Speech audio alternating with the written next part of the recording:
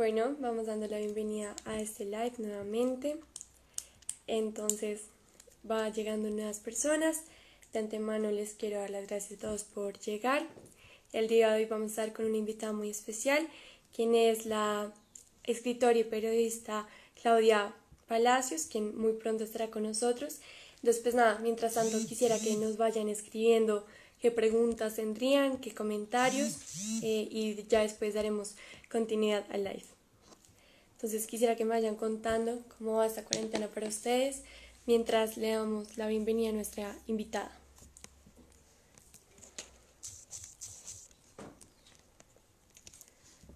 Bueno, un saludo muy especial a todos que ya están llegando. Mientras tanto me presento, mi nombre es María Paula Cáceres y, y nada, estudio en el Gimnasio Iragua y llevo en box ya casi 2 años y me alegra, Gabriela, que todo esté muy bien. Y estoy encargada de la coordinación de sección Bogotá junto con mi compañera Gabriela. Y creo que ya muy pronto estará con nosotras Claudia.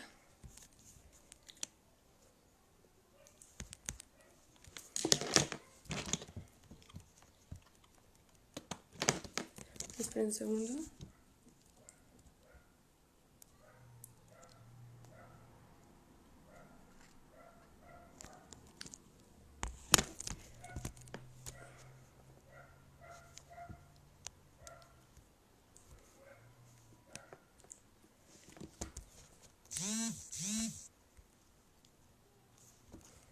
Bueno, Claudia ya nos está a punto de llegar. Entonces ya le enviamos la solicitud y en poco ya está. Entonces quisiera que nos contaran si ya conocen su libro. Entonces, por aquí. Hola, Claudia.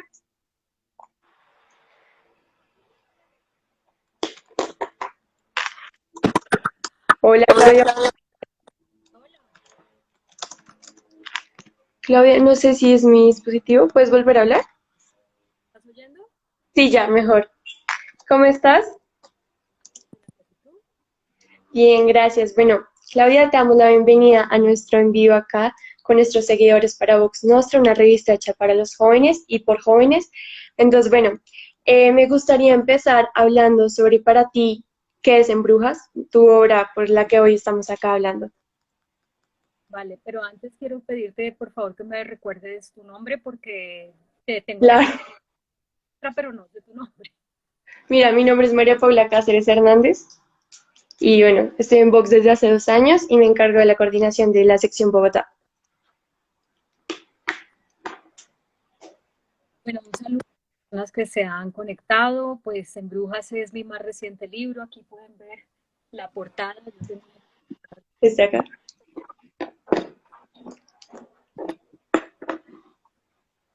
ya me llegó hace poquito. En Brujas es un libro a más de 80 mujeres que yo seleccioné para que me contaran sus anécdotas y sus reflexiones de lo que han vivido por ser mujeres, las dificultades que específicamente por ser mujeres han tenido que sortear en su quehacer como ciudadanas, en fin. Y el objetivo de este libro es que estas reflexiones y estas anécdotas sirvan para que quienes lean el libro, o para quienes oigan la conferencia o vean la obra de teatro que monté para lanzar el libro, u oigan la radionovela que ahorita tengo para hablar del libro, reflexionemos, que todas estas personas que tengan acceso a este material periodístico, reflexionemos sobre varias cosas. Uno, ¿cuál es el rol que vamos a jugar en esto que es irreversible, que es el avance hacia la equidad de género? Hemos avanzado mucho, a mi juicio vamos muy lentos, pero igual es algo que ya no tiene reversa. Entonces cada ciudadano, creo yo, debe ser consciente de la necesidad que tiene de entender, de la importancia de entender de qué se trata este desafío que tenemos en el mundo para que decida cuál es el rol que va a jugar dentro de este desafío. Segundo, que entendamos que esto es un asunto de todos los géneros, por lo tanto no es una mujeres, no es un asunto de viejas feministas, como muchos dicen, sino que es que debe involucrar a todas las mujeres, a todos los hombres, a todos los miembros de la comunidad LGTBI, porque se trata de equidad de género y por eso tenemos que digamos, lograr que esas voces que han estado reacias o a esas personas que han estado reacias a este tema, entiendan que es un tema que les concierne, que les beneficia, porque a todos nos beneficia, y que es tan importante como otras cosas en las que todos ya estamos de acuerdo, la superación de la pobreza, el cuidado del medio ambiente, la lucha contra la corrupción, es exactamente igual de importante. Entonces, pues eso es En Brujas, es una compilación de entrevistas con mujeres que cuentan sus anécdotas y sus reflexiones que yo creo que nos sirven a todos para convencernos de que todos debemos jugar un rol en pro de avanzar en equidad de género. Así es, Claudia. Y Claudia, quisiera que nos comentaras un poquito acerca de tu opinión o posición frente al feminismo, o como acá denominas en tu libro, una lucha en la que hacen falta hombres. Mira, se habla, María Paula, desde hace varios años, de décadas incluso, de los feminismos, no de el feminismo, porque con esto se reconoce que cada mujer que entra al movimiento entra cargando, digamos, a sus espaldas una historia que está llena en muchos casos de carencias o en muchos casos también de privilegios.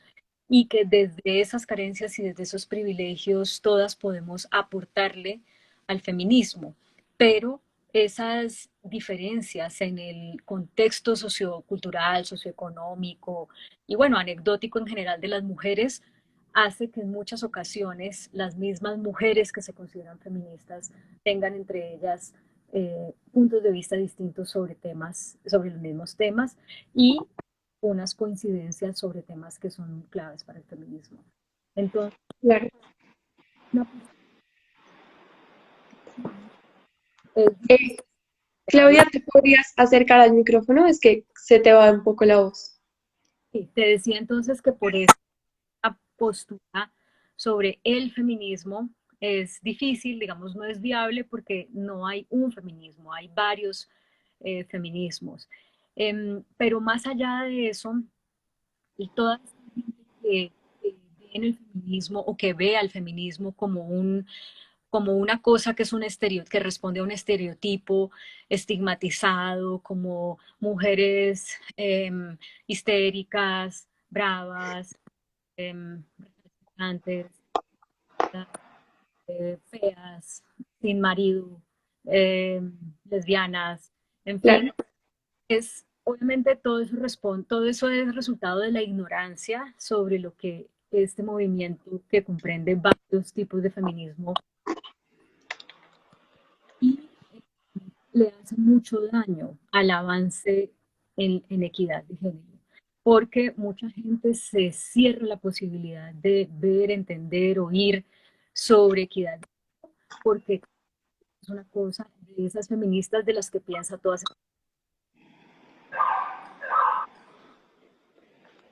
Trato en mi libro de no usar la palabra feminismo, la uso en el prólogo una vez, Sí. eh, porque yo prefiero para tratar de, digamos, de abrir esa oportunidad que es mi llamado en el libro, muchas voces de una lucha en la que faltan hombres y muchas otras voces, evitando usar la palabra feminismo y más bien usando la frase equidad de género, trato de que más personas entiendan que esto no es una cosa que es el estereotipo que tienen en su cabeza y que es una cosa que les concierne y en la que deben trabajar y asumir una postura. Ok, Claudia, anteriormente nos mencionabas acerca de la equidad de género y teniendo en cuenta, bueno, que Vox Nostra es una revista pues hecha por jóvenes, pero está abierta para todo el mundo, quisiéramos saber qué le dirías a los jóvenes en términos de equidad de género y nuevamente te pido que te acerques un poco al micrófono porque he visto los comentarios y me dicen que se te va un poco la voz. Yo creo que ahí ya. Lo que les diría a los jóvenes, pero no solo respecto al feminismo, sino en general a todo, es que no se intoxiquen con la carga ideológica de nadie, que se den la oportunidad de hacer su propia investigación, su propia averiguación y de vivir su vivencia particular sobre cada cosa. Muchas veces, por el contexto en el que crecemos, tenemos unas ideas que, si hubiéramos crecido en otro contexto, no tendríamos, o que si sencillamente nos ponemos a analizarlas y a cuestionarlas, rápidamente las podemos, digamos, eso, cuestionar y tomar distancia de ellas. Esto en general tiene que ver con la crianza. Y por supuesto no pretendo yo aquí, yo que soy madre, digamos, empezar a decir no les hagan caso a sus papás y nada, pero que, pues, no las que lo han educado como por otras, sin estar, digamos, avalando ideológicamente todo lo que a uno le han enseñado. Un ejemplo de algo de una de las entrevistas que leí hace unos días eh, en mis lives que yo hago a las 6 de la tarde. La entrevista con Paula Moreno, la exministra de Cultura. Paula Ujú. es la primera mujer negra en ser ministra de Cultura. Y entre todas las cosas que me contó, me decía que cuando ella era niña, como ella venía de un matriarcado, una mamá muy fuerte, unas abuelas muy fuertes, en fin, eh, que tenían una relación muy compleja con los hombres y digamos una vida muy dura como ha sido la vida de la mayoría de las personas negras. Y entonces alguna vez a ella en el colegio un compañero le hacía bullying, le decía que ella desmanchaba, o sea, que si ella se ponía, por decir, en agua, se le iba a caer ese colorcito, como si el negro fuera su edad. Y decía como que si ella se llegaba a casar con un blanco, los niños iban a salir manchados como una vaca. Esto, niña pequeña, de 7 u 8 años, de parte de un niño también pequeño, eh, a ella le generaba dolor, se sentía insultada, se sentía maltratada, y entonces ella cuando fue a decirle a su mamá algo sobre eso, fue a quejarse ante su mamá por eso, su mamá le dijo, ay, no tenemos tiempo para andar en esas, porque claro, la señora dentro de una vida tan dura, pues por supuesto que veía eso como una cosa de niños intrascendente, pero no tuvo en ese momento, digamos, la visión para entender que para su hija eso era algo importante que le estaba haciendo una mella en el alma y en el corazón. Y por tanto, Paula creció viendo a ese niño y a las personas que pensaban como ese niño como sus enemigos, porque lo que se planteó en esa situación fue me está agrediendo. Si la madre en ese momento hubiera tenido como esa visión y la hubiera sentado unos minutos a hablarle sobre eso, sobre lo que significa el racismo, sobre lo que significan los estereotipos que les vamos sembrando a nuestros hijos de un montón de maneras y a veces con comentarios que nos parecen chistosos, pero que en realidad no comprendemos que al hacerlos delante de los niños estamos no diciéndoles un chiste, sino sembrándoles Sí. que puede ser incluso racismo o muchas otras cosas negativas. Entonces, eh, a lo que voy con esto, con tu pregunta y la primera parte de mi respuesta es, a los jóvenes yo les digo, no se dejen sembrar ideologías y dense la oportunidad de llenarse ustedes mismos con su experiencia de argumentos para tener la postura que decidan tener frente a todas las cosas del mundo en el que vivimos. Claro. Y entonces, pues es simplemente eso, no se trata de ponernos en pie de lucha con nuestros amigos o con nuestros propios, de decirles, yo quiero ver con mis propios ojos, con las lecturas de los libros, con el relacionamiento con la gente, realmente cuál es la postura que yo quiero tener frente a esto, frente al feminismo, frente al racismo, frente al aborto, frente a la política. O sea, no nos dejemos como sembrar eso en la cabeza sin haberlo pasado por el cernidor de nuestro propio pensamiento. Muy de acuerdo con tu ideología, Claudia. Y antes de seguir con la siguiente pregunta, acá nos hace una propuesta que si te puedes poner audífonos porque como que a veces se te va el audio. No sé si sea por la conexión o tu micrófono. Entonces, mientras eso, les quería recordar a nuestros seguidores que, bueno, nos pueden comentar las preguntas que le quisieran hacer a Claudia y en la cajita de preguntas también. Y acá las estaremos leyendo para dar continuidad con esta entrevista. También, de paso, les recomiendo leer este maravilloso libro, ya sea que estén o no a favor de la equidad de género, que tengan una postura diferente frente al rol de la mujer, pero pues bueno, es una invitación muy especial. No sé si Claudia, ¿ya ¿me escuchas A ahí? ver, Sí. sí, ¿cómo me oyen Bueno, ahí? ya creo que mucho mejor. Vale. Listo. La siguiente pregunta que te tengo es, sabemos que el feminismo o el movimiento de las mujeres ha traído pues grandes impulsos a nuestra sociedad y ha traído grandes impactos. Por ejemplo, ha llegado que el aborto sea despenalizado en ciertas circunstancias o bueno, que haya una mayor participación política femenina, pero quisiéramos saber qué más le falta a esta lucha en la que hacen falta nombres. Pues muchísimo, muchísimo. Como te decía hace un momento, hemos avanzado mucho, eso no se puede desconocer. La magistrada Gloria Ortiz, que es una de las mujeres que entrevisto para el libro, que fue presidenta de la Corte Constitucional todo el año pasado y hoy es pues una de las magistradas. Ella decía eso, hemos avanzado mucho, pero todavía nos falta mucho. Cuando uno va y mira todas las leyes, los decretos, los fallos de las cortes con enfoque de género que se han aprobado en los últimos 10, 15 años, encuentra que los avances han sido muy significativos y que digamos, el pensamiento desde el Estado está más orientado a eso que, así sea por ser políticamente correctos, se puede llamar equidad de género. No obstante, la mentalidad de la gente no se cambia al expedir un decreto, al emitir un fallo y al aprobar una ley de manera automática, ¿no? La mentalidad de la gente que se forma de una manera lenta desde nuestra niñez, con todas esas cositas que nos van diciendo en la música, en las novelas, en las conversaciones de familia, en los chistes, etcétera, toma mucho tiempo, tanto en muchas ocasiones igual de largo tiempo, transformarla. Entonces, no es que porque hoy se expidió un decreto que dice que tiene que haber paridad de género en los cargos de elección popular. Fíjate hace cuánto salió la ley de cuotas, que 30% mínimo de mujeres deben tener todos los estamentos del Estado.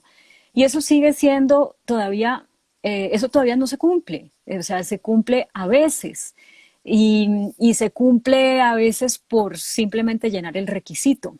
Entonces, ¿qué nos falta? Me preguntas tú. Y yo te digo, cambiar la mentalidad y la conciencia. Y eso ya no se puede hacer ni con un decreto ni con una ley. Tú no puedes sacar una ley que diga a partir del día 1 de enero de 2021 todos vamos a pensar distinto sobre tal cosa. Eso se Claro. hace en la cotidianidad, dándonos tiempo de cuestionar incluso lo que nosotros pensamos para ver si está cargado de prejuicios y si es justo y si es coherente y si es bueno, ¿no? Entonces, eso toma tiempo y toma tiempo y yo quisiera como encontrar el acelerador porque yo creo que si no lo logramos hacer de una manera más rápida, esta generación no va a dejar un legado en equidad de género. Eso puede sonar muy, pero ¿cómo se te ocurre decir eso, Claudia, si no es todo lo que estamos haciendo? Mira esta conversación que estamos teniendo, ¿cómo me vas a decir que esto no va dejando un legado? Y lo que pasa es que para que quede un legado es algo que tiene que trascender a nuestra muerte, a trascender a nuestra existencia como generación. Te pongo un ejemplo. Las mujeres que lucharon por el voto femenino hace 70 años aproximadamente en Colombia y un poco más en otros países, un poco menos en otros países, fueron mujeres que francamente les dedicaron su vida a sacar adelante la legalidad del voto femenino. En el caso de Colombia hubo mujeres que lucharon más de 20 años por eso. Y ellas no solamente vivieron para poder votar siendo mujeres, sino que nos dejaron eso como legado y eso ya no va a desaparecer, eso ya quedó ahí, ¿no? A pesar de que en esa época mucha gente se opuso, y mujeres incluso, y les parecía ridículo, y les parecía peligroso y demás, eso quedó como legado para la humanidad. Nosotras hoy tenemos un desafío que yo creo que es mucho más duro en el sentido de que mucha gente ya cree que todo está logrado, y tienen cifras y todo. Dicen, mire, ya las mujeres van más a la universidad que los hombres. Ya no hay que hacer. Entre a una clase de economía y verá. Y es cierto, nosotras en Colombia nos graduamos más, 11% más mujeres que hombres de la universidad. Pero Así es. resulta que también con cifras podemos mostrarles que eso no ha sido suficiente para alcanzar la equidad. ¿Por qué? Porque resulta que el desempleo es en promedio 7% más alto que en mujeres que entre hombres y es aún más amplia esa brecha entre más jóvenes sean. Porque resulta que la remuneración salarial por hacer exactamente el mismo trabajo es en promedio 20% más alta para los hombres que para las mujeres. Y he encontrado casos como en la industria de la construcción en que hay 42% más salario para un hombre que para una mujer por hacer exactamente el mismo trabajo. Entonces uno dice, ¿qué falta?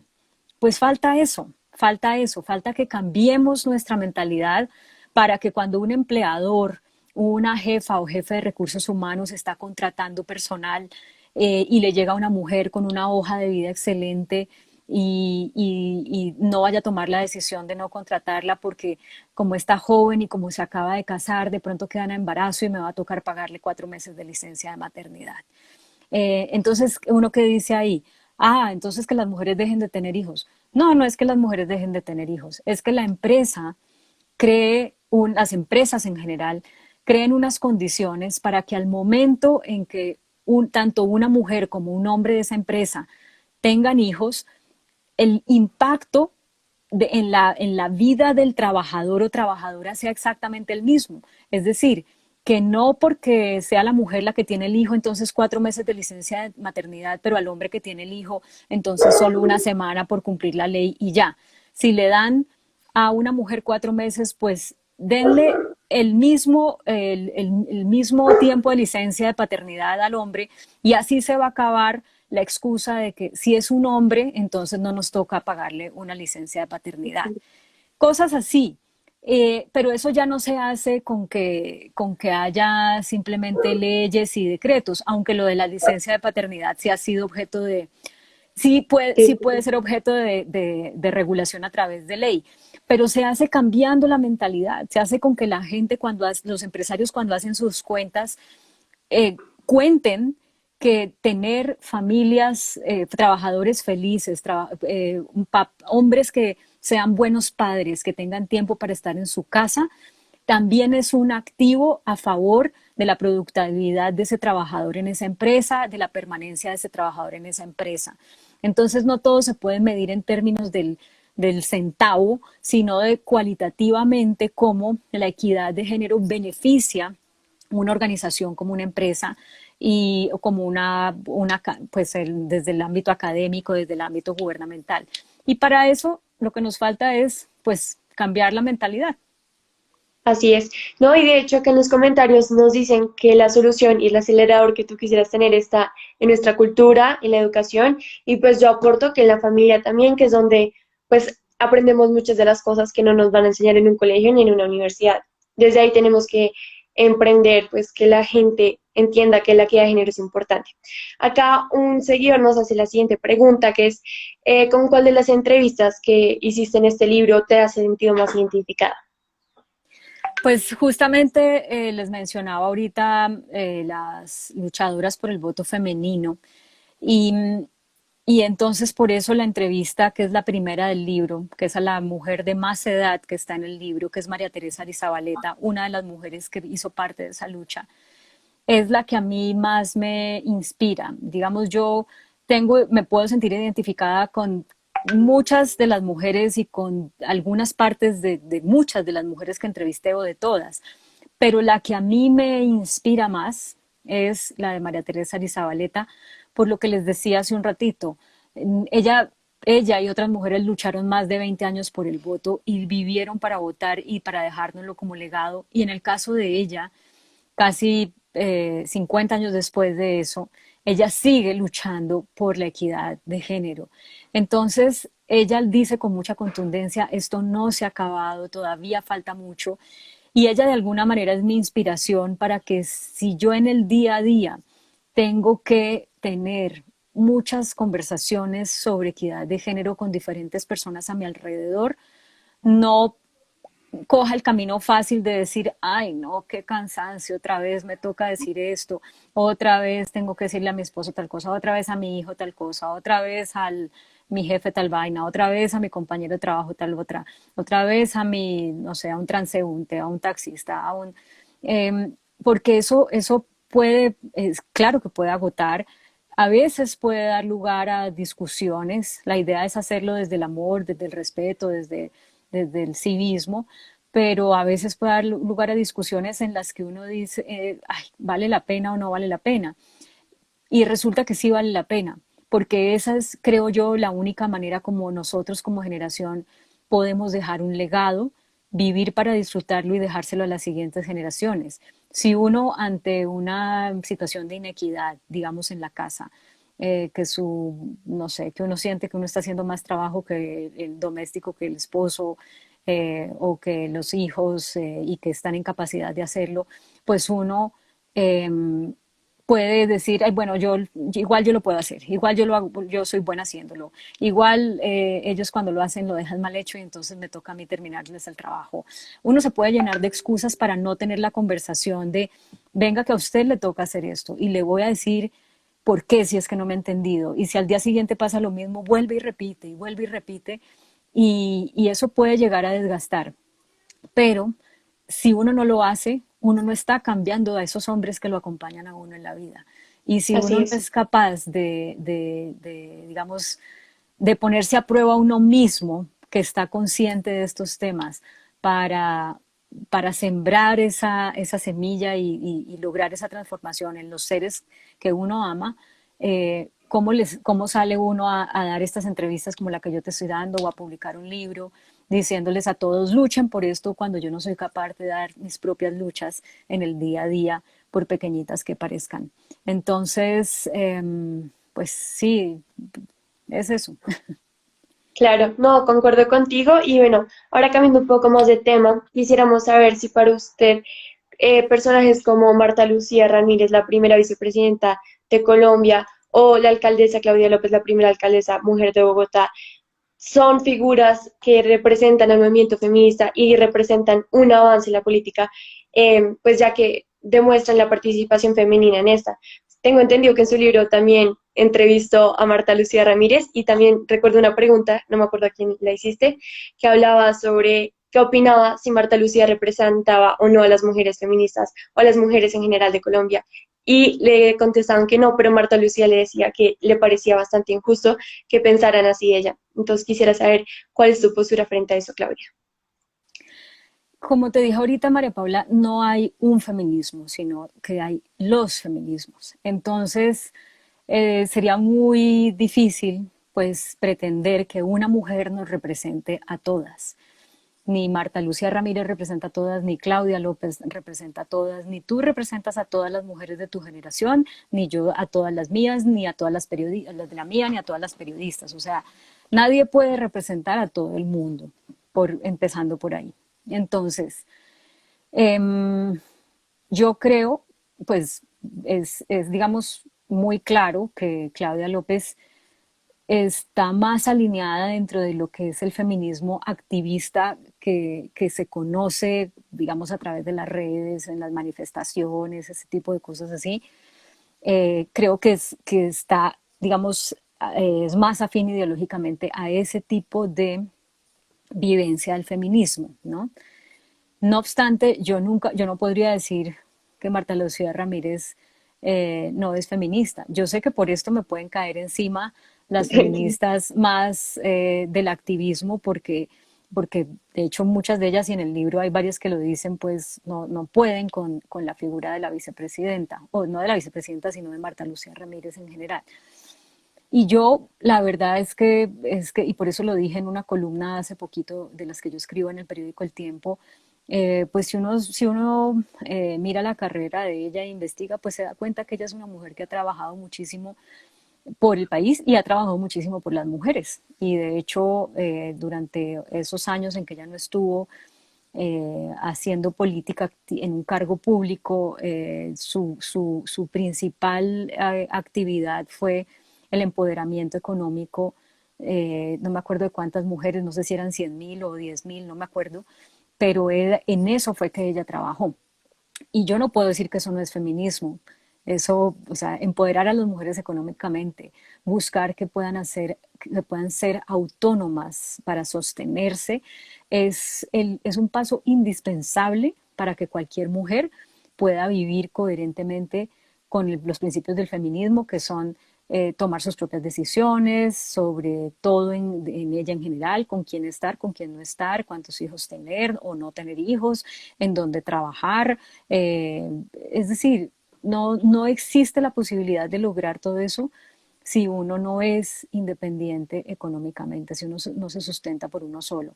Entonces, si Marta Lucía Ramírez ha sido una mujer que ha trabajado por la independencia económica de las mujeres, pues yo no puedo sacarla a ella digamos, de la definición de feminismo, porque es que eso es un paso fundamental. Ahora, que ella, no sé cuál es exactamente su postura respecto al aborto, pero me imagino también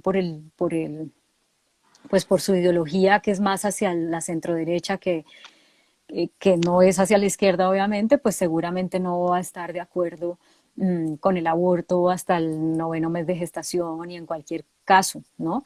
Y yo, aunque sí estoy de acuerdo con eso, yo no puedo decir que entonces yo sí soy feminista y ella no, porque yo sí pienso eso respecto al derecho al aborto y ella no. Y ella no. Pero hay mujeres que sí lo piensan así. Hay mujeres que dicen, no puede haber una mujer feminista si no se defiende el derecho de la mujer a decidir sobre su cuerpo. Yo yo no tengo esa postura, la mía no comprende ese requisito. Ok, bueno, Claudia, acá nos hace una pregunta Gabriela Rinta, sobre cuál es la clave para una carrera tan exitosa y Mario Campo nos pregunta cuál ha sido su experiencia, de las experiencias que le ha quedado desde el inicio de su carrera como periodista. Eh, yo siempre he dicho que lo que a mí, digamos, me ha servido para poder llegar a situación o a posiciones que están llenas de prestigio y que dan la capacidad de hacer un montón de cosas y de tener unos reconocimientos, es una práctica de vida de la que yo vine a ser consciente muchos años después de llevarla aplicando, que es todos los días hacer lo que uno tiene que hacer más un poquito más. Eh, ya, punto. Yo nunca he sido aquella persona que dice, cuando en 10 años yo quiero estar trabajando en tal lado, ganándome tanta plata, viviendo en tal parte, eh, tener tal carro, tal marido, no, nada. Yo nunca he hecho ese tipo de proyecciones tan específicas a largo plazo. Yo lo que he hecho es todos los días hacer todas las tareas que yo tengo que hacer y un poquito más. Y entonces la gente dirá, pues ¿eso qué quiere decir? Entonces yo te voy a poner el ejemplo de hoy, ¿no? Ayer en la noche hago lo que hago prácticamente todas las noches, que es ver cómo va a ser mi día el día siguiente. Y entonces yo hago una lista, ¿no? Y esa lista comprende mis actividades de todo tipo, las profesionales, las de la casa, las personales. Y entonces yo ahí meto todo, desde que quería hacer tal almuerzo, quería hacer frijoles, quería hacer albóndigas y quería hacer arroz. Y necesitaba sacar tiempo para esta reunión contigo, para otra reunión que tuve a las 11, para leer el libro de Angela Merkel que estoy leyendo, para hacer unas pruebas para una cosa que voy a hacer mañana, para terminar de enviar unas invitaciones. Bueno, tengo la lista de un montón de cosas, ¿no? Y generalmente, ¿no? Pueden ser 20 cosas, ¿no?, al día, ¿no? Hacer ejercicio, tal. Y entonces digamos que mi obsesión todos los días a toda hora es ir haciendo cosas, ir chuleando mi lista. Pero además hacer un poquito más, ¿no? Y entonces ahí viene como el quiz del asunto, que es, bueno, ¿y ese poquito más qué es? Ese poquito más uno cómo lo escoge. Ujú. Y yo creo que ahí en el caso mío, hay algo como aquí, como en las entrañas, ¿no? Que me, que me pide, que me pide cosas. Por ejemplo, que yo me invento, o sea, que yo empiezo a pensar, ay, tan chévere que sería escribir un libro sobre migración porque yo estoy viendo que la gente que migra, hay muchas historias de fracaso, pero no debería ser así. O, uy, yo estoy viendo que en este país se están agarrando por el proceso de paz, pero yo veo que la gente no se ha dado cuenta de que hay un montón de gente que ha recurrido al perdón y que eso ha sido muy positivo para cortar los lazos de venganza. O, uy, yo estoy viendo que hay un momentum muy importante en equidad de género, pero que hay mucha gente resistente y yo como que quisiera, sé que tengo la capacidad de decir algo que ayude a vencer esa resistencia. Pero eso que te estoy diciendo, yo primero lo siento aquí como en las entrañas. Y entonces se va como, haz de cuenta como cuando uno mete a una olla los ingredientes de algo, ¿no? Uno va, yo voy, lo que uno va mirando, viendo, lo que uno va absorbiendo por los sentidos, lo que uno ve en la calle, lo que hueles, lo que tocas, lo que comes, es algo que te va como echando los aliños a ese caldo que uno tiene permanentemente, que es como el alma, las entrañas, la mente. Y entonces eso, en la medida en que tú con tu conocimiento, con tu trabajo, vas teniendo oportunidades, empieza a crearse un caldo muy sustancioso. O sea, empieza uno a entender para dónde va eso, para qué está uno en el mundo, para qué me sirve que yo tenga la capacidad de ver esta realidad, para qué me sirven los libros que he leído sobre esto, las entrevistas que he hecho sobre eso, para qué hago con todo eso que está pasando y que me está haciendo sentir ciertas cosas. Y entonces ese poquito más del que yo te hablo de hacer cada día es como cuando yo descubro que eso que yo estoy sintiendo en mis entrañas, que tengo que sacar, hacer, construir, ya sé para qué es todo eso, para qué me falta echarle al caldo, si al caldo lo que le voy a echar son frijoles o son arvejas o es papa o es carne y entonces dependiendo de eso sale un libro o sale una obra de teatro o sale una radionovela o sale un discurso o sale una investigación periodística o sale una conversación con mi familia o no, pero no es como que yo me siento a pensar, bueno, ¿cuál es el poquito más que voy a hacer mañana? No, yo no sé cuál es el poquito más que voy a hacer mañana. Yo lo que también permito es como dejar que yo misma sienta y estarme todo el tiempo preguntando qué más puedo hacer, qué más puedo hacer, qué más puedo hacer, para qué soy buena, para qué soy útil, qué me hace feliz. Y por ahí es que llega, qué es ese poquito más que uno puede hacer en el día a día. Claudia, estás en lo correcto y de verdad siento que es algo que deberíamos hacer todos hoy en día. Y ya casi para cerrar esta entrevista, nuestros seguidores y yo también quisiera saber si va a haber un libro más, si vamos a poder tener otra obra como esta pronto o no. Sí, claro, mira, cuando yo decidí estudiar periodismo porque yo quería escribir. Lo que pasa es que por esas cosas de la vida, pues mi carrera se fue por los lados de la televisión y aunque yo todos los días me preguntaba, yo quiero, o me decía a mí misma, acuérdese que usted lo que quiere es escribir, acuérdese que lo que quiere es escribir, cada día veía más lejana esa posibilidad porque ya estaba como muy metida en todo lo que implicaba la televisión y como que ya no, como que iba perdiendo la confianza en que podía escribir un libro. Bueno, y me decidí y entonces ya van 3 libros y yo eso no lo quiero dejar de hacer nunca en mi vida. Yo quiero escribir libros hasta siempre y hasta que me muera, pues. Entonces, el próximo libro es un libro de entrevistas a hombres. De hecho, ese libro, pues ya lo empecé. Se supone que esas entrevistas a hombres iban a ir dentro de Embrujas, Okay. pero como Embrujas quedó largo porque yo terminé entrevistando más de 80 mujeres y planeaba inicialmente entrevistar 30. Entonces con la editorial decidimos dejar las entrevistas que ya había hecho de los hombres para un nuevo libro de entrevistas solamente a hombres. Ese libro pues iba a salir este año, pero con la pandemia y todas sus consecuencias decidimos postergarlo para el 2021. Eso por el lado como de mi carrera como autora. Autora periodista, pues, porque lo que yo hago son libros periodísticos. Y cómo presentar los mensajes es parte de mi obsesión, de mi nueva obsesión. Cuando yo decidí escribir en Brujas y empecé a hacer las entrevistas y todo eso, yo todos los días decía, yo esto lo quiero presentar de una manera que pueda llegarle a más gente para vencer la resistencia que hay sobre este tema. Entonces, así fue que llegué a la idea de hacer unos Facebook Lives después de que terminaba cada entrevista y todos los subí a mi canal de YouTube y ahí los pueden ver, pueden conocer a todas las mujeres que entrevisté, están en mi canal de YouTube Claudia Palacios Oficial, en esa parte audiovisual de las entrevistas, todas responden las mismas 6 preguntas. Y luego dije, bueno, pero qué más, pero qué más, pero qué más. Y entonces ahí me inventé la obra de teatro y nos estaba yendo súper bien presentando la obra en muchas partes, pero con la pandemia pues obviamente se canceló todo lo que estaba en Claro. agenda y ahí dije, bueno, pero entonces ¿qué hago? No me puedo quedar quieta. Y además empecé a tener también como el sentimiento, yo digo que muy maternal, de esto ya somos un equipo, no soy solo yo, son 4 personas más porque son los actores de la obra.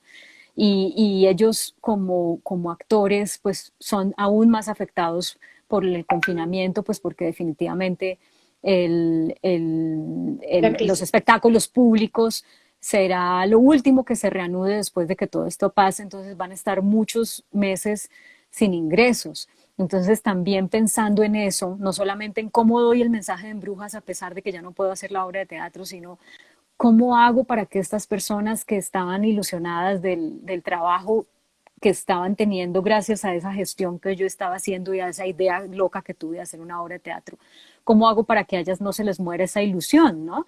De poder seguir generando ingresos y estando activos profesionalmente. Y entonces por eso me inventé la radionovela.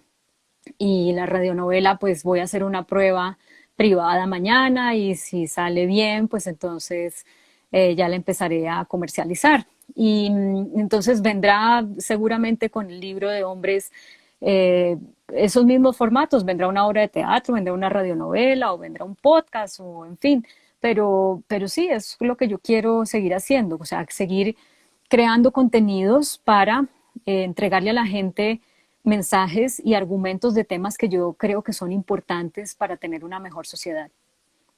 No, Claudia, pues la verdad estaría encantada y creo que todos estaríamos encantados de poder leer el libro que publiques.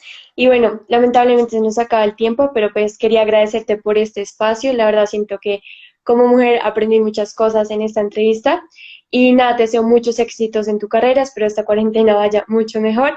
Y a nuestros seguidores, pues muchas gracias a sus preguntas. Lamentablemente por el tiempo no las pudimos leer todas, pero estoy segura que de pronto en otra ocasión podremos tal vez dar respuesta a todas sus preguntas. Bueno, pues Entonces, muchas muchas gracias a ti, María Paula, por la invitación y por este trabajo que haces. Y nada, nos vemos a las 6 de la tarde en mi live habitual. así es. Hasta luego, Claudia. Bueno, Muchas vale. gracias. Chao, chao, gracias. Suerte. Chao. Bueno, entonces a nuestros seguidores, muchas gracias por participar en nuestro live. Hoy también a las 7, a las 6 tenemos otro live, entonces los esperamos allá todos y feliz tarde.